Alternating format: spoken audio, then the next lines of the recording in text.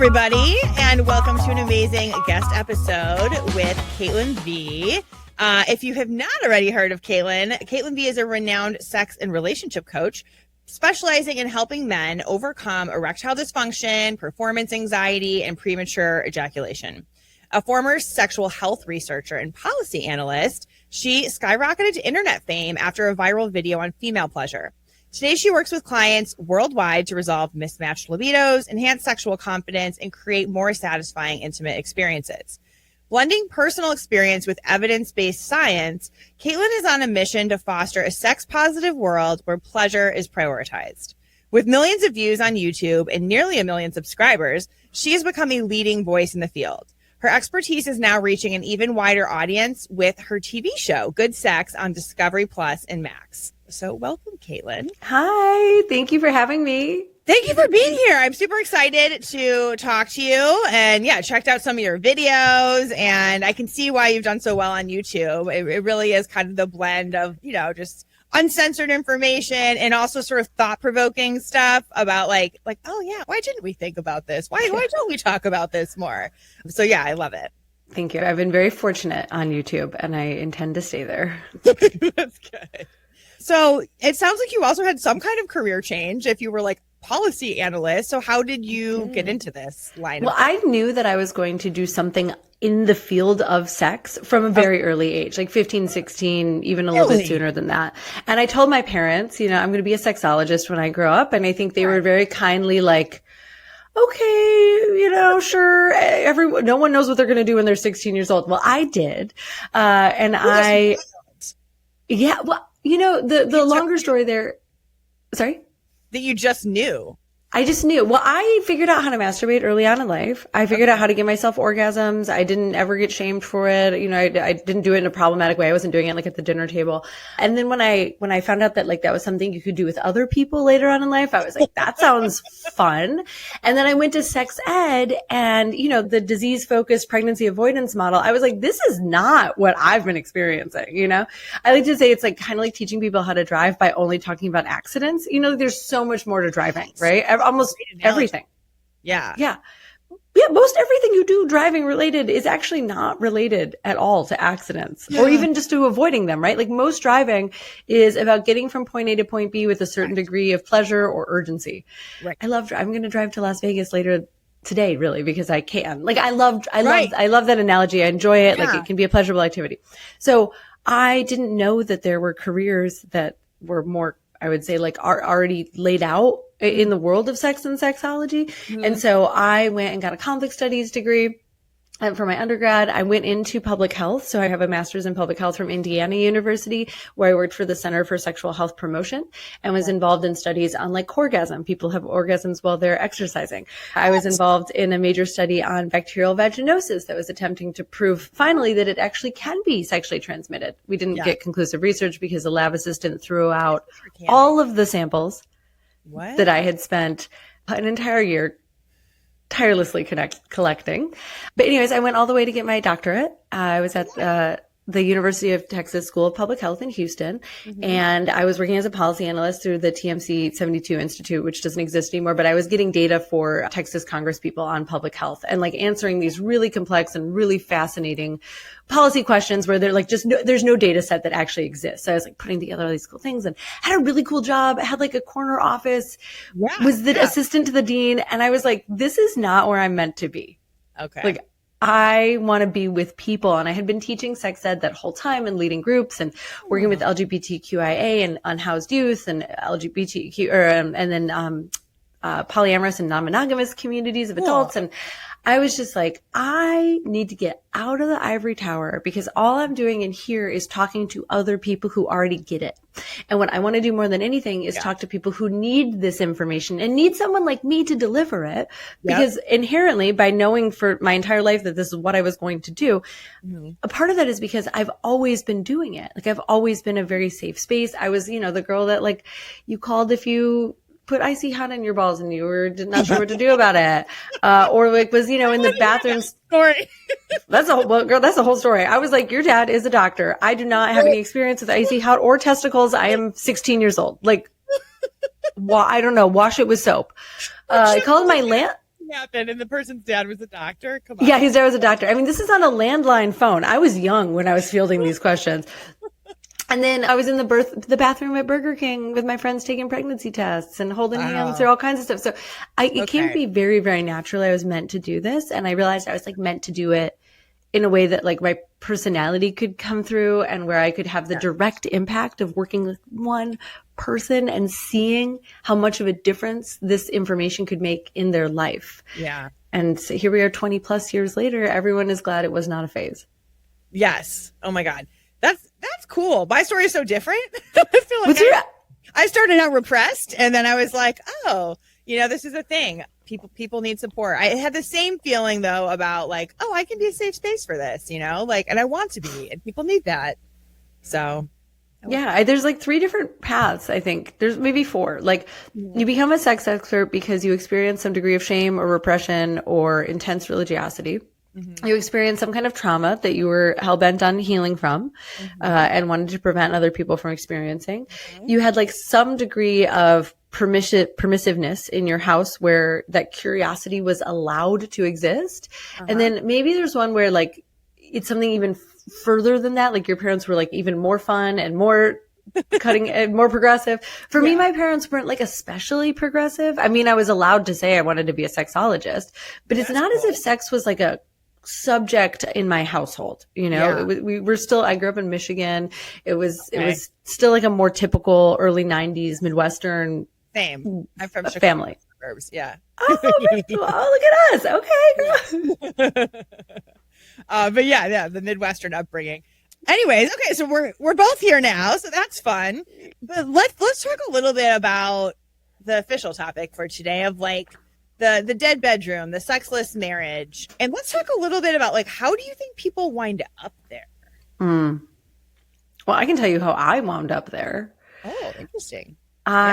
There was a lot of resentment that grew over time in my marriage. And obviously this is also my ex-husband's story, so I'm not going to get too deeply into it. But what I'll say is that resentment that was unhealed, pains that were not significantly worked through, and maybe also fair to say just differences in style that neither one of us could totally comprehend the other's way of doing things when it came to like sex and relationships. Like we had different values, I'll say.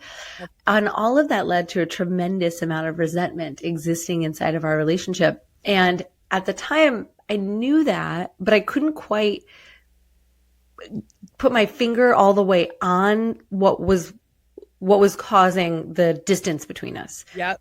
Like I had a sense, right? But I wasn't necessarily capable, especially early on, of putting all of the words on it. For me, I would come back to the words that we use, like mismatched libidos, or just differences in style or something like that. But like really, it was this like rotten core of hurt feelings that were never addressed that slowly ate away at our erotic connection over time.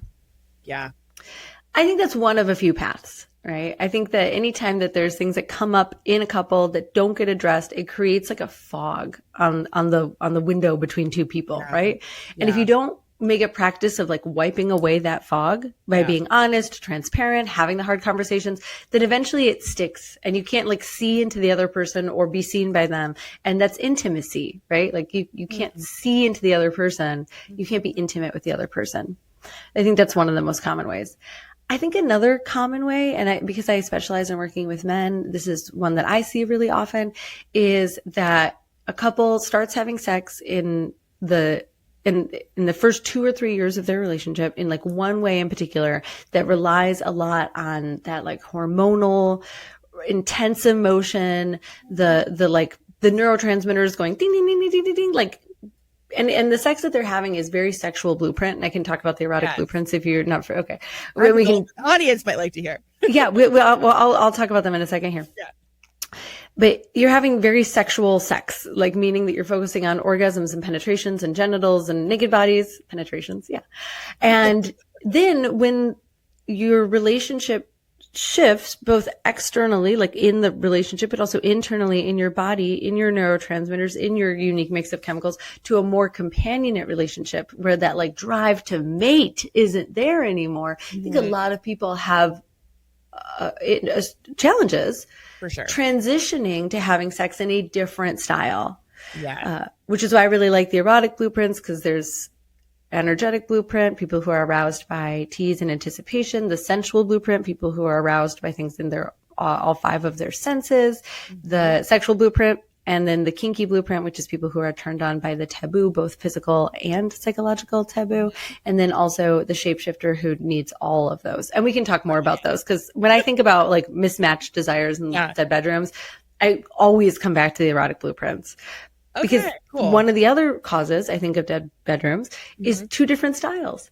Okay, so you have one partner who really prefers a lot of touch and tease and anticipation, who cares about the emotional quality, the energetic quality between two people, who wants a lot of like lightness and maybe even spirituality inside of their sexuality, who gets really turned off if someone goes like straight for their genitals or straight for their nipples or comes on too hard, too fast. And then you may have another partner who's, say, a sensual blueprint, and they're really turned on by long and like highly pleasurable and highly sensory experiences. They want massages and baths and oils and candles, and they want to go like really slow, but they want a lot of touch.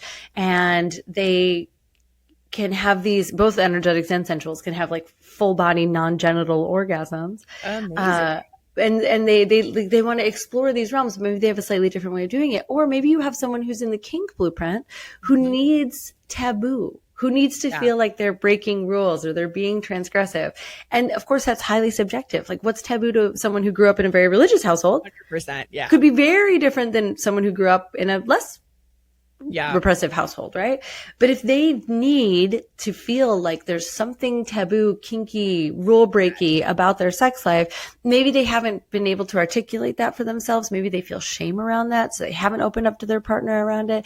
And then they're keeping that to themselves. And then, you know, they want to experiment with something a lot more physically intense, and their partner's like, I want you to barely even touch me at all. Like, all of these things, if we don't have language to describe them, and if we've never held space for ourselves and our partner to really do the thought work around like, what is it that turns me on, and what about that turns me on, then it's very easy to just feel like we're mismatched, that there's not an easeful place for us to meet.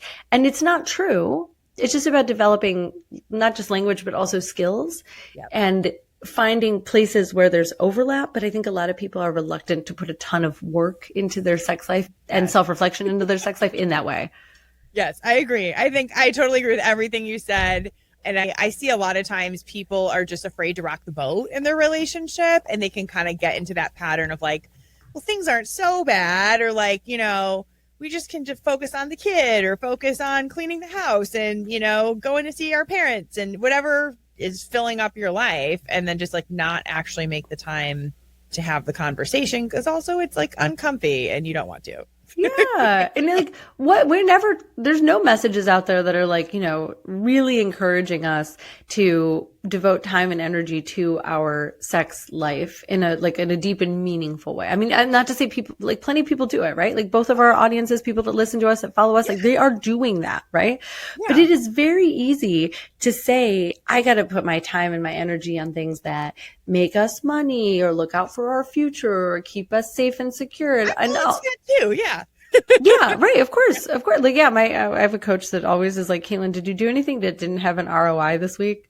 Because I love business. Like, I love it. I didn't think I was ever going to be an entrepreneur, but I love it. And then I'll be like, oh, my room needs to get clean, but I'm just not going to do it because I need to finish editing this chapter of the book. And she's like, okay, but like cleaning your room is also a valid thing. You might want to do that. It might feel good, even though it's not directly related to any of your projects. Sounds just like me, honestly. Totally get it. Where I'm like, oh, I'm like up till 2 a.m. because I got sucked into work. I'm like, oh, I haven't cleaned my kitchen this week. Like, oh, I should do that. Yeah. I know. I was up till 2 a.m. last night. Plants need watering. I'm going out of town today. Like, it's going to be fine. It's going to be fine. Yes. But yes, managing the brain. And we discussed before we hit record that we're both a little neurospicy. So For our neurospicy listeners, we get you.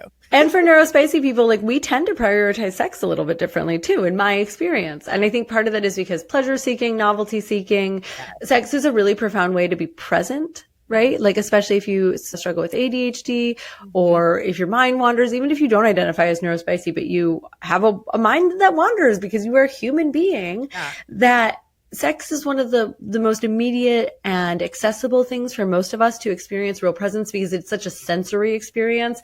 And the realest of real stuff takes place in our eyes and our nose and our mouth and our skin and our ears. Like a sensory is how we know that we're in the present moment because it doesn't exist in the past or in the future. And sex can be a really profound way to access that. Shouldn't be your only way to access that, right? But it can be also very profoundly intense and scary for people too, for those same reasons.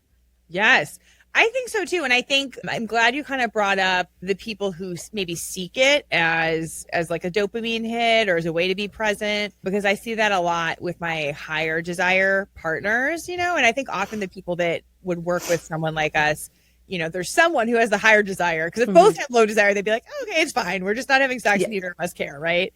But usually the people who reach out about dead bedroom or sexless marriage is because somebody actually really wants it and the other person maybe feels guilty. But well, yeah, what I find with the higher desire partner is like they also need to kind of work on balance and finding other ways to kind of get the dopamine and even like the validation and the sense of security, not just from their sex life. Right. They can get hyper focused on sex as the way to meet those things. Yep. But really, ironically, what they need to do to succeed with like making a significant shift inside of their relationship is to find all of the other ways to meet those things, including meeting their sexual needs. So like some of my clients who come to me who say that they're not having enough sex with their spouse, I'll be like, okay, well, we need to start you masturbating more and intentionally and consciously and treating it like it is sex with yourself, right? Yeah. Treating it with the same reverence as you would sex with your spouse.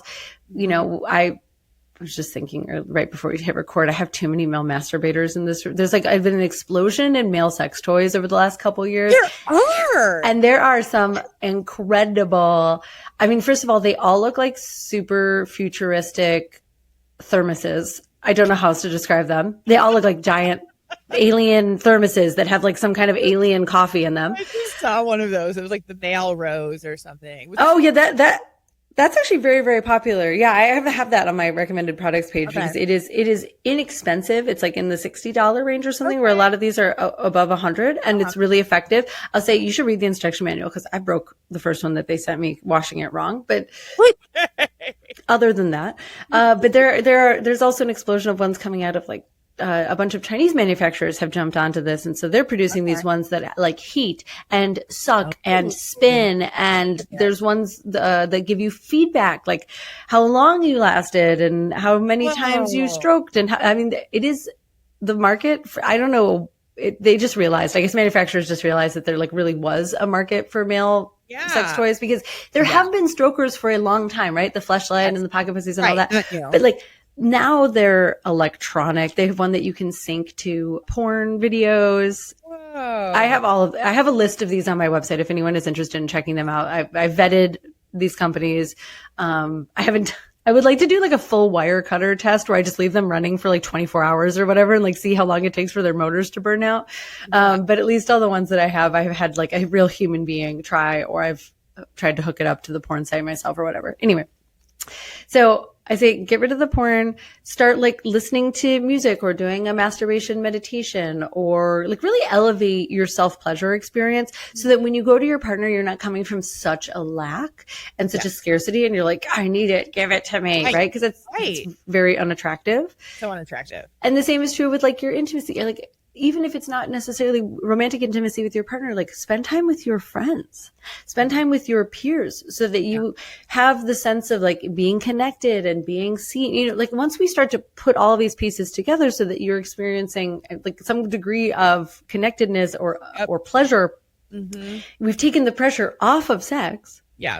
Then you can approach your partner from a very different energetic imprint. Yes. And you're likely to get a very different result. 100%. I think that's like manifesting in the law of attraction too. Totally. Yeah, if you're needy, like that's not going to help you get your needs met.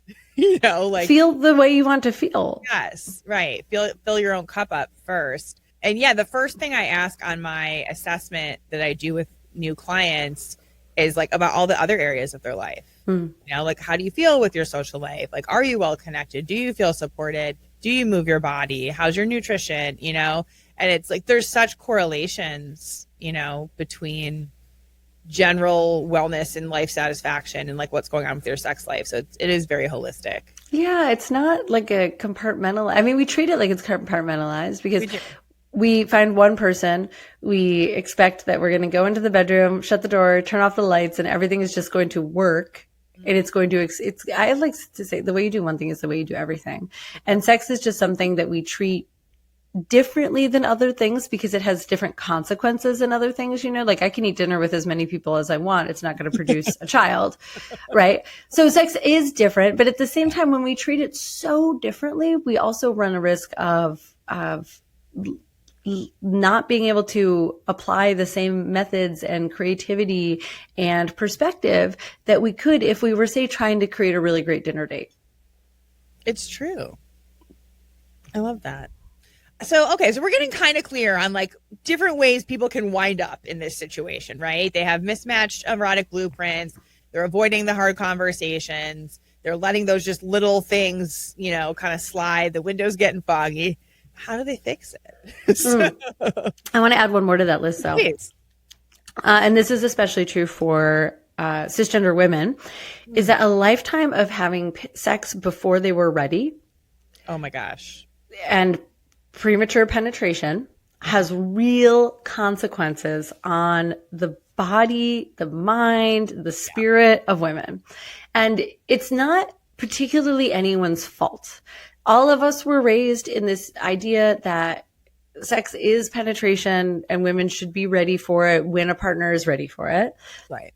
But if we haven't taken the time, either as the person with a vagina and vulva or the person who is having sex with someone with a vagina and vulva, if we haven't taken the time to say, we're not going to have penetration unless your body is a full yes, fully ready, relaxed, turned on, aroused, what happens is just like any other muscle that you worked out 1,000 times without stretching it first, it's going to get tight and sore.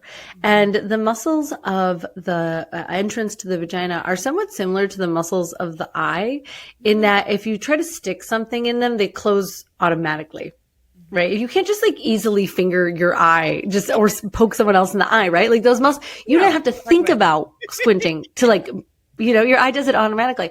Yeah. And so the pelvic floor is similar in the sense that when it is being approached with a poke that it's not ready for, it can have the experience of closing down. And what happens over time is that sex becomes uncomfortable at best and very painful at worst. And of course, if women who are already slut shamed for having sex, slut shamed for wanting sex, not as exposed to sexually relevant materials, like we don't see as much porn, we don't see as much erotic material in general, like we generally, through our culture and our conditioning, are sort of like kept in a sex-free little bubble a lot of the time where sex like doesn't exist for us other than serving a male partner.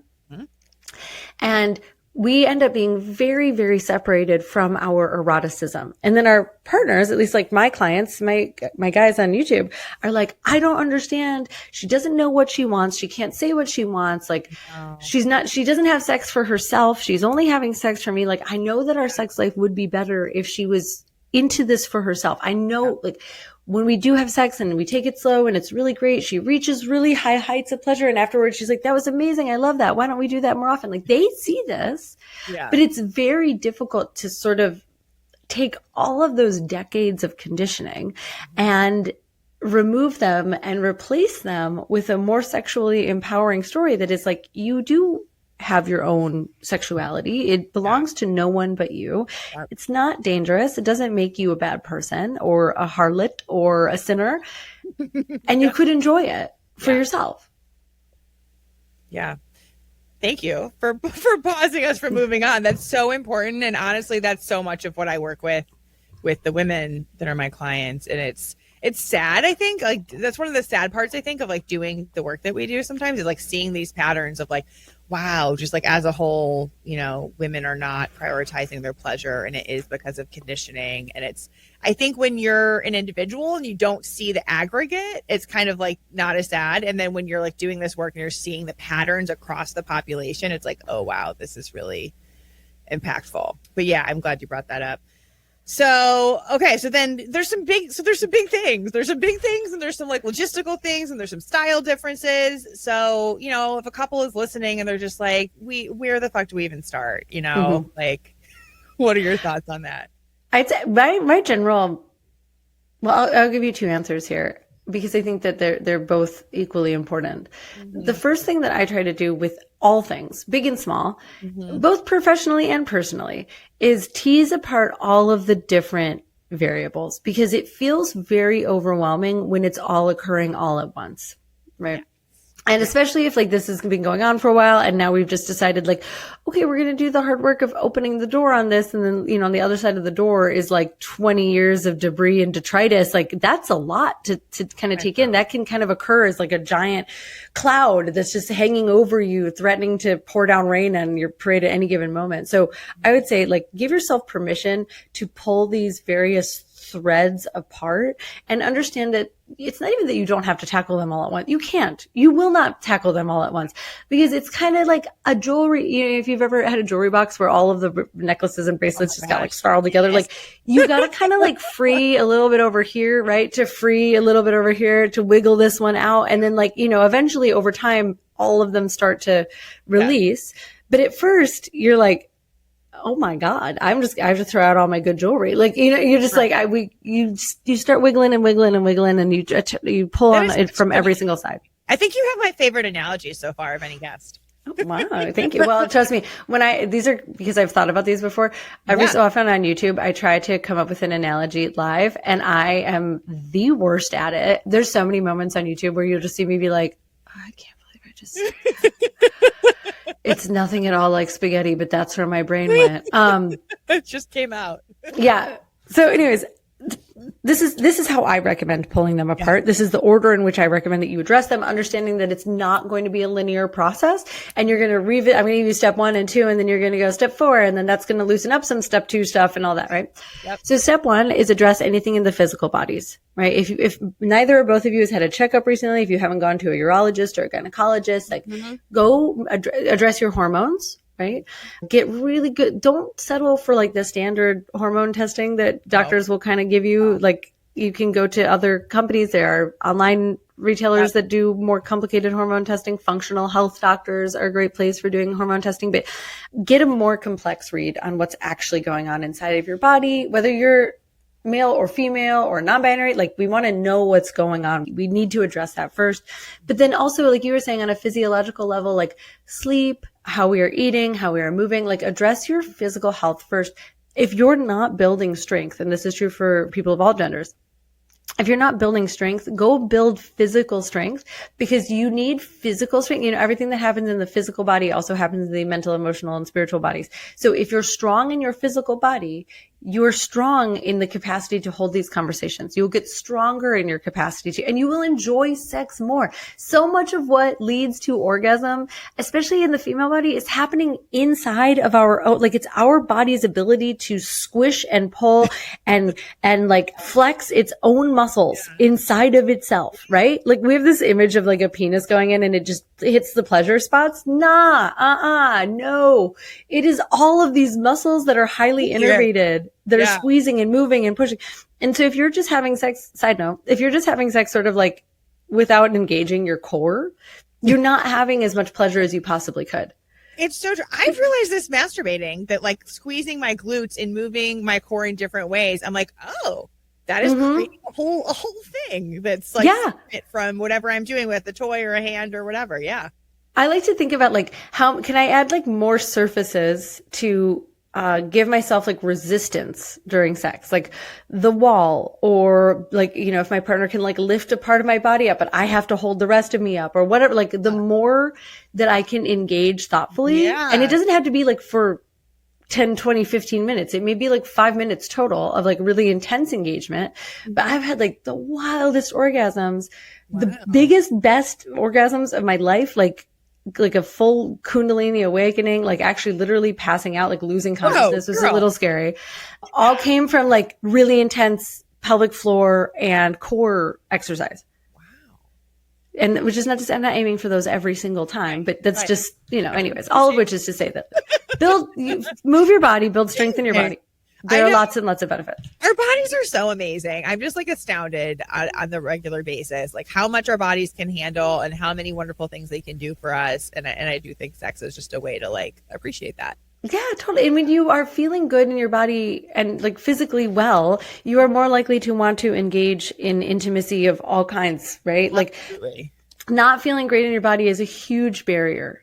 And also like not feeling confident in your body. And that doesn't mean like being a particular size or shape or weight, but like when you are strong in your body, and it took me a long time. I was in my mid 30s before I really actually had any sort of understanding of this, because I kind of thought that exercise just was not really for me. And I had asthma as a kid. So I like, I get that. Yeah. I was just like, I kept out of gym class my whole life and just told like, this is, you're never going to be athletic. And then later on in life, I was like, yeah, but I still have a body.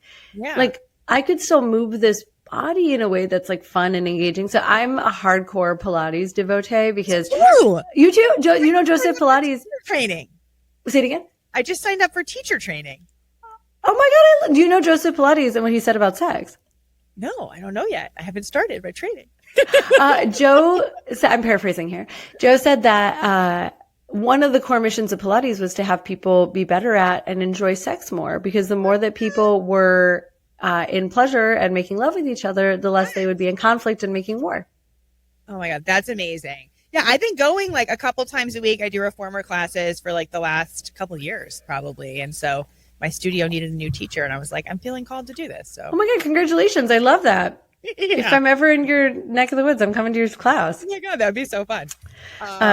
But yeah, so I love Pilates because it's very core focused and it can be very gentle, right? Like when I started my journey with that, like today, I'm also like 2.5 years in twice a week, and I can do stuff that I never thought I was going to do, but it was a progression that led to being here. Anyways, I think Pilates is miraculous for sex because of the core related stuff and because that's like low key one of the goals of it. Although certainly they don't, kind of advertise it that way. That's like such a fun fact today. Thank you for sharing that. And for me, having a stronger body also allowed me to develop the strength that I needed to end my relationship when I got divorced. Like having a stronger body changed a lot of things for me that were subtle shifts. It's not as if I, am now entering like weightlifting competitions or anything like that. It was just like, I felt more at home in my body. I had more connection to my body. And that led to a greater ability to move throughout the world with a degree of confidence. So start with the physical body. Yep. Next, address the mental body. So the mind, right? The stories that we tell ourselves, the language that we use to describe ourselves and our world. This is going to sound particularly coachy, but it makes such a huge difference. I cannot overstate it, right? All of us use particular phrases, words. We reaffirm beliefs both internally and externally in the ways that we speak. And a lot of the beliefs that we have are disempowering in one way or another. A lot of the language that we use to describe our relationships and each other and our sex life. So revealing. Yes, right. So much so, right? Like this is the way in which we primarily express ourselves. And the other piece of this is our mind represents for me communication both internally and externally. Mm-hmm. Because I can be really thoughtful about how I communicate something to a partner. But if internally I'm like, this is all their fault and they're so full of shit and I hate them so much and they need to do this and they're broken if they would just fix themselves, right? Like that's still not just our mind's way of communicating and making things true for us, but it's also an attempt to control the other person without actually like doing anything to influence the situation. Right. Right. And so for me, I've done a lot of like personal development. I did Landmark, which isn't for everyone, but it may be a good fit for some folks. It's just a 3-day introductory course to these concepts and better relationships through communication. It can be kind of brutal, but I think you're capable of it. I like to think that people are strong and have capacity to do these things. But either way, a lot of, because I work particularly with men, I have found that men struggle with this kind of concept a little bit, that like your mind creates your reality. And it's not, I think, that hard to get when we think about it in terms of like, if you are looking for all of the evidence in the world that life is crap, you're unwanted, you're not desired, and you're not enough, there's plenty of evidence that will support all of that. We'll find that. Yeah. Yeah, totally. And if you are looking for evidence that supports that you are worthy, that you are wanted, that you are enough, which I think even just the concept of enough, not enough is kind of like, I'd like to move beyond that, but like you have to start somewhere, right? Yeah. You will also find that, but it is way more work to change your momentum from one to the other. If you are so used to searching for, I'm not wanted, I'm not loved, I'm not enough. Yeah. And then you're going to start, it's not going to happen overnight that you start finding evidence of being wanted and loved, but you can find little pieces and allow that to build a new mountain over time. Yes. Yes. And so often people don't see that. Like that's part of my job, kind of, I think, when I'm coaching couples, is like, hey, this is not an easy process. Like your partner is showing up with you. Just the fact that they're here, that you guys have invested the time and money in this, like you're lucky in that sense. Like you have a partner who like gives a shit on that level. Yes. Yeah. And let's be so grateful that you have a partner who cares about your sex life enough to drag you both in here, right? They're carrying that torch for both of you, because the sex life does matter. It does matter. And you're carrying the torch of like childcare or worrying about finances or whatever. Like we can all appreciate the various strengths. We don't need to all do all of the things, right? No. All of us can represent one of the things. I've been doing this particular kind of work for 10 years. And last night I stayed up until 2 a.m.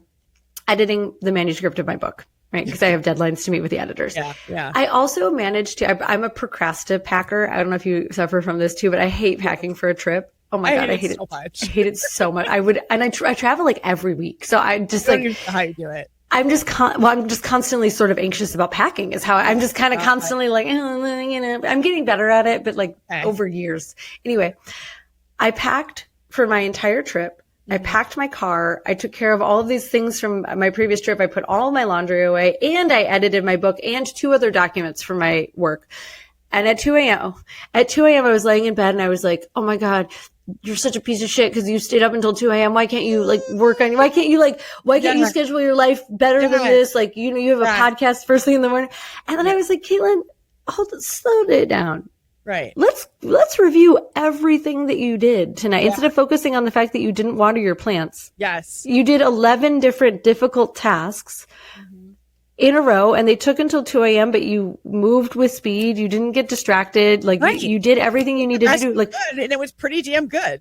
Let's celebrate all of the things that we did do. Yes. Instead of focusing on like the 1 or 2 things that I didn't do. Right. And instead like problem solve for those. Okay. Like, do I have time to water the plants tomorrow? Yeah, I do. Like because I packed last night, I can do those things tomorrow. Like anyways, all of which is to say that it is a process. Yeah. Our brains evolved to focus on problems and risks and things that can kill us and hurt us. And so it takes a ton of work. It does, but it's totally worth it. So that's where we go next, the mental part. Yeah. After that, the emotional body. I start with the mental body because that's far more familiar with most people. I work with a lot of people who are cerebral. I'm pretty cerebral. It took a lot for me to learn how to like feel my feelings, but learning how to actually feel and process your feelings all of the way through, which may not be something that you do with your partner. No. Somatic work is highly individual. I found that doing it individually with a somatic therapist or coach, and then doing it in a group of people of all the same gender is really helpful as well, because being witnessed by other people and seeing their emotional process is also very important. But if you are not, if you are like me and you grew up someone who was taught that emotions were like kind of at best inappropriate to have around, then there's probably a backlog of things that have been stored in your body, in your emotional body. True. It is so much work. Yeah, it's gonna take time. You have to get through those, but you get to get through them. It's wonderful. Honestly, yes, the other side is so good. So doing somatic work is the thing that has changed my life more than anything else. I worked with a somatic coach every week for 5 years. Oh wow! And now I'm like experiencing a degree of like quietness in my mind that I actually find almost to be unsettling because it's so unfamiliar. Wow. I'm just like, everything is fine. Everything is like deeply fine. For the first time in my life, I'm experiencing everything as like deeply fine. And it doesn't mean that like my life has not changed. I still deal with the same stuff as I've ever done, less drama and stuff because I choose my relationships more cautiously and I engage more intelligently. But like, I still am just sort of like, where's all the, other than packing, like, which I'm also getting way more fine about. Anyway, somatic experiencing, dealing with your emotional body is really huge. Yeah. Then on top of that, like next place to go to is really developing a deeper understanding of the relationship itself, your attachment styles. This is where like real communication skills come in, not just the like thinking about our communication skills, but like really deepening and practicing our communication skills, becoming safe places for each other, understanding also the context in which you grew up, your family, your culture, your expectations on yourself in being a man or a woman. And then beyond that, finally graduating to a place where we can see sex as a spiritual practice, a practice that is like divine in nature, that invites an experience of unison that you can't get elsewhere. So that was a long-winded way of saying that this is the process that I would recommend. Understanding that you may have some touch on, wow, sex is divine, and then go back to something in the body, and then go straight to something in the mind, and then have to feel something that's emotional. But once you've developed all those skills, then you have some capacity in each of those different layers. And if you're moving through all of that with another person, no matter what happens on the other side inside of your bedroom, you're both going to be much happier, more grounded, centered, and capable people.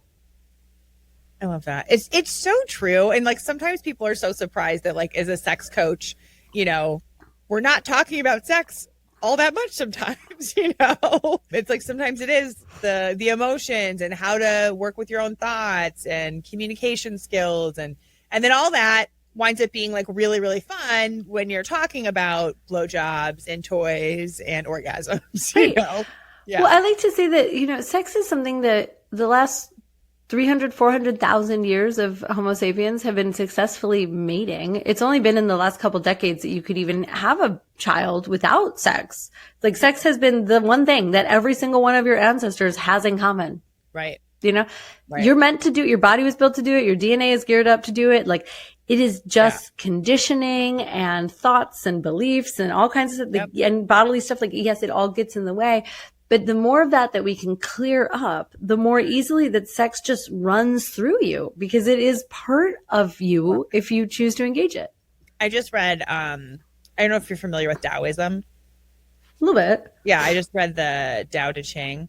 And the whole idea is what you just said. Sex flows through you. It's like the idea of like life force energy and the infinite and the divine and kind of like the message. This is probably not the official message. It's basically like, get out of the fucking way. Yeah, totally. Get out of the fucking way. Yeah. Right. It like less doing, more being the thing. Quit trying. Yes. I mean, the interesting thing is that I think in coaching and therapy and in somatic practice and in personal growth and development and communication, like we start with a lot of trying, but the goal is to get to being. Yes. That's beautiful. One of my main goals in life right now is to try less.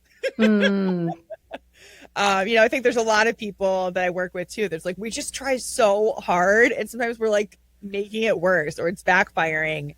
And just by like sensing and being and, allowing, some pretty great things can happen. Yeah. It's so hard though. We're so not rewarded for that in the 3D. Right. And in the linear world, yes. But I believe we can be rewarded. We can. Yes, we actually are. It's just like there's not, the direct link is less obvious, even though it totally exists. But yeah, it just requires faith, right? Like a lot of everything that we're talking about at the end of the day requires a degree of faith that it will work, that it can work. And by work, I mean like that it will change, right? It will transform. Yes. Something that I think I get caught up on both as a coach and as like a coachee, and as someone who's like inside of this world is like, I only want things to ever change for the better, right? Like I put myself in coaching, therapy, somatics landmark because I was like, I am going to have some degree of control over how this changes. It's going to transform in the way that I want it to. Right. And over and over and over again, It has transformed in the way that I needed it to, but not in the way I wanted it to. And the funny thing about that is that I would never have done it if I had known that, right? Like I worked so hard to keep my marriage together, an outrageous degree of energy. So I've never worked harder at anything in my life. And, you know, I have a million subscriber YouTube channel and almost have a PhD. Like I've never worked harder at anything than I tried at, and it was actually ironically all of the trying eventually when I like surrendered that I had to control the outcome. It was like so gentle and immediate and apparent that we were going to split. Like I just had to get to the point where I was like, okay, I tried all the things. What they're leading me to is I'm way happier and healthier and more fulfilled as a person. And I'm more clear on what it is that I want and what is important to me. What tremendous gifts those were. They also meant that the one thing that I thought I was trying on behalf of really had to transform in the one way that I wasn't willing to allow it to transform. Yeah. I mean, that is profound. I think like that's it right there. Yeah. Yeah. I'm very into at this moment in my life, like what it really means to surrender. I think I understood performative surrender, like what it looked like to surrender, right? I give it all up. I'm just here going with the flow or whatever. But inside I was like, only if it goes this way. Right. Because this is definitely leading me in that direction, right? Yeah, exactly. I'm only doing this because it's going to get me the thing that I want, whether that's, you know, like more success or more love or, you know, which, you know, we collapse those things anyways, right? Yeah, right. Less pain. I think mine is driven a lot by like less pain. How can I just feel great all the time? Yes. How could I just make everything fun all of the time? And then eventually you're like, it might just be okay if it wasn't. Like maybe it's okay. Maybe actually what I can change is my level of okayness with something not being fun. And then I don't have to be out changing, controlling, and manipulating the whole world to suit me. It's exhausting. So exhausting. And it doesn't work. It's not only is it exhausting, it's ineffective. And again, it's just a way that we like get off on thinking that we're controlling things. Got it. Yeah. Yeah. And I'm sure I'll keep doing it, even though I have this awareness, but I'm going to catch myself more. And that's the process. Oh my God. I always say that like, it's not that the patterns are not going to repeat themselves. You're not solving the patterns. Like you are, the patterns are what you came to this lifetime with. This is your soul curriculum. I don't know why this pattern, but we can't anticipate that it's just going to ever go away.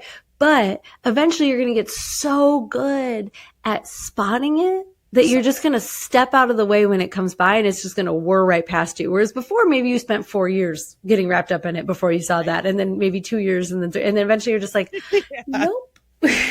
Yeah. That's when things get easier, actually. Yeah. Okay. So tell us about your Kickstarter, because I do want to hear more about this amazing device. Oh yeah. So one thing we can talk about in terms of addressing dead bedrooms, if there is a lot of willingness and openness and like a lot of what we said didn't necessarily apply to your situation because it's the two of you are just maybe like a little bit bored. You just haven't been introducing novelty into your bedroom. And therefore it's just not that like thrilling right now. This toy, this pleasure device is going to be a great fit for you. And if you love sex toys, if you love novel experiences, or if you love music as a whole, this is going to be, I love all of these things. I would 11 out of 10 recommend this. So just to give you a little bit of backstory, I'm a DJ and I've loved music forever. Dance music. You asked me about my many careers. I also was doing research and working at nightclubs and music festivals on sexual assault and domestic violence prevention. Wow. That was a whole other career for me. And I became really passionate about the idea of like dance floors and music as healing modalities, right? Because I would often like leave the dance floor and feel like completely rinsed out. Very somatic experience. Like, oh my God, it just feels so good right now. Like all my fears and worries have left and I can sleep and whatever. I can approach work the next day and feel great. Anyway, I was masturbating once and I was using a vibrator and I was like, how come this thing just vibrates at like the frequency of zzz? This is why this, you know, I understand why on like a motor level, but this is boring.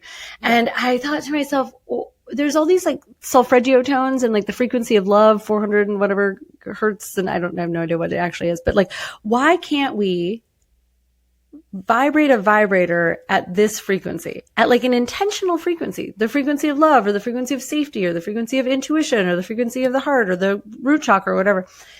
And so I sat on this for a little bit and eventually I pitched it to a friend, like through tears, because I was just like, I want this to exist so bad. Wow. And he and I did some research together. We looked into the components to make that actually had just become a lot more accessible and cheaper and smaller. And so he made me a prototype. And when I got my prototype, I was trying like monks chanting Om and all these different frequencies and this like kind of like spiritual music. And then I was like, I'm going to try WAP by Cardi B and Megan Thee Stallion because this is the year that WAP came out. And I was like completely blown away. I was like, oh my God, this is the healing right here. The monks chanting Om was great. Cardi B saying, I want you to hit that little dangly thing that's swinging in the back of my throat, like was a legendary experience for me. So fast forward, I decided not to go into production of this thing because I didn't have any material or production experiences and I was too busy filming a TV show at the time. So I just kind of put it on the back burner. October of 2023, I go to an event and someone's got something called like a musical vibrator experience on the schedule. Turns out this guy, Michael, and his former partner, Elizabeth, had the same idea that I did. He happened to be an engineer, so he had more of the capacity to like build the thing in the physical.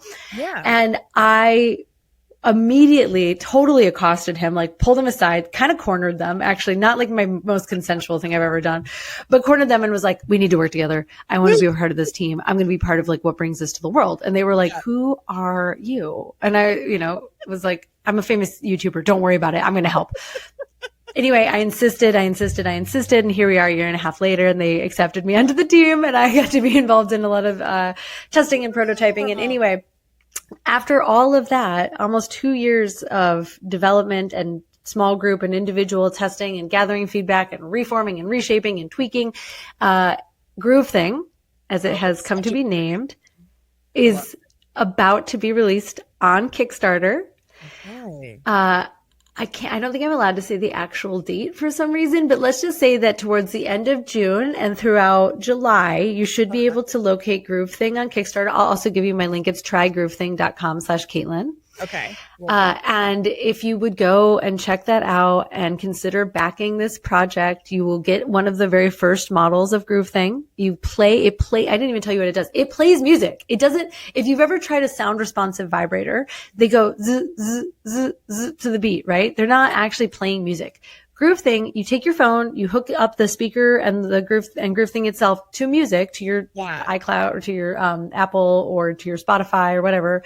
If it works over Bluetooth, if you can play it over your Sonos, you can play it over your Groove Thing. Okay. And it actually plays, like if you hold the puck, there's like a vaginal puck and an anal and a clitoral one. If you hold that up to your ear, you can hear the music. It like literally vibrates the music. It resonates the music. It feels like the music is playing up your spine and not the top of your head. Like it is one of the most pleasurable experiences I think you can have. Try this. You have to try it. I have one at my house right now. That's amazing. You could absolutely try. I've been carrying this thing to everywhere that I go for a while.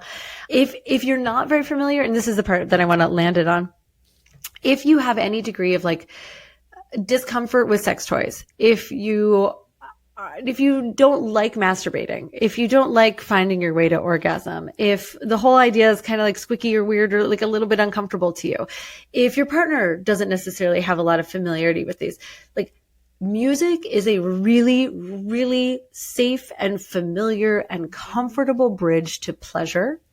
I love that. It's very, very transformative to allow your body to experience pleasure in this way. Your body also already feels music as vibration. So this is a very like, this is how our bodies experience music. Even how our ears experience music is just not, as tangible unless you're like, at a festival standing in front of the loudspeaker and you like, hopefully you have your earplugs in and you're letting your whole body be vibrated. It's a very intense experience. This is that on a very micro, very approachable, very comforting level. Okay. So even if you are not a big sex enthusiast or pleasure seeker as we are, like even if you just sort of feel like there's more access to pleasure that is accessible, if you could just figure out the right door to walk through or the right way to approach it, this is a very, again, I wanted this originally for healing. I discovered that it was actually really pleasurable as like a entertainment and like, you know, a way of listening to music. Yeah. But as a coach and as someone who, you know, coming back to the core of our conversation, like, especially for cisgender women, creating spaces where we can like reclaim and experience our own pleasure and have sex for ourselves. You can make yourself like a 45-minute playlist, go on a whole adventure, completely lose yourself, like come back and be like, whoa, I was like transported to a totally different place where I was feeling and hearing and experiencing music, maybe music that's especially emotionally resonant, the song you dance to at your wedding, the song that reminds you of your first partner, the song that like you baby making music, like whatever it is for you, right? It's a really, really, really unique experience. It's hard to put into words. I recommend that you check out the Kickstarter, consider backing it, and share it with somebody who would also get a kick out of it, because I think it's going to be something that really changes the landscape of like pleasure for the folks who get to try it. Yeah, it sounds really amazing and just like more sensory. Like we talked about like the sensual type and just being embodied. And it sounds just like a really good way to kind of help people with that while having a great time. Yeah, totally. So trygroovething.com/Caitlin is the URL, and you can sign up for all of our updates there, no matter when our Kickstarter comes out, or if you're listening to this years from now and our Kickstarter's already been funded and delivered, still go to trygroovething.com/Caitlin. I love that. That's awesome. And then if people are just like, hey, Caitlin's cool, how do I connect with her more? How can they find you? You can find me on YouTube and at CaitlinVneal.com. Caitlin is spelled CAITLINV as in Victoria's. I've got 1,000 pieces of content uploaded on YouTube. Okay. That you can check out for free. And then my website has courses and blog and free guides and downloads. And there's all kinds of ways to access my brain and my information. And please go check it out. I love that. Thank you. Thank you so much for being here, Caitlin. This was an awesome discussion. Thank you, everybody, for listening. And we will catch you in a couple weeks on another episode of Ask a Sex Therapist. Bye, everybody.